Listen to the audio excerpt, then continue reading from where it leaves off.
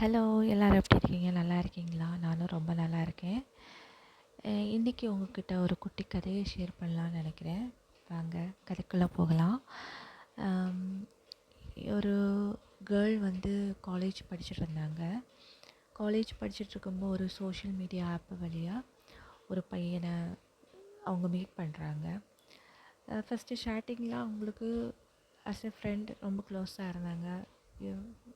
எல்லாமே ஷேர் பண்ணிக்கிட்டாங்க. ஸ்லோலி அது வந்து ஒரு லவ்வாக மாறிச்சு.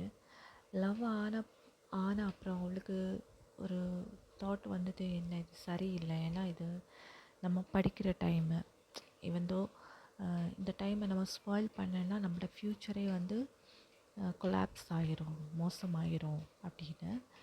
ஸோ இவந்தோ அவன் மனசில் வந்து சின்ன சின்ன ஆசை இருந்தாலும், அந்த லவ் இருந்தாலும் அவன் வந்து வெளியில் காட்டிக்கல. அப்படியே அவளோட படிப்பு முடிஞ்சிடுச்சு. அவளுக்கு ஒரு வேலையும் கிடச்சிது. வேலை வந்து வீட்டிலேருந்து ரொம்ப தூரமாக கிடச்சிது. She was out of state. அப்போது ஷி வாஸ் இண்டிபெண்ட் ஃபினான்ஷியலி. அவளோட லைஃப்பில் அவளுக்கு வந்து சின்ன சின்ன டிசிஷன்ஸ் எடுக்கலாம். She was capable for that. And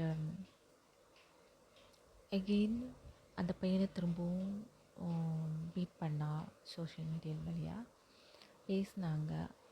அவள் இந்த தடவை ஸ்ட்ராங்காக லவ்வை வந்து வெளிக்காட்டிக்கிட்டா. ப்ரப்போஸ் பண்ணாங்க.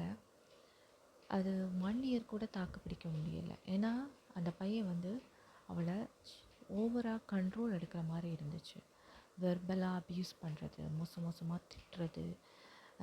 ஒரு பையன் எப்படி ஒரு பொண்ணை இவ்வளோ அட்வான்டேஜாக எடுக்க முடியும்னு எனக்கு தெரியல.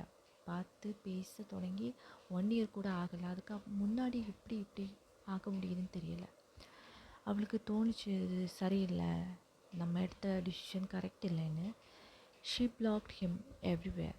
WhatsApp, Instagrams, Facebook, everywhere.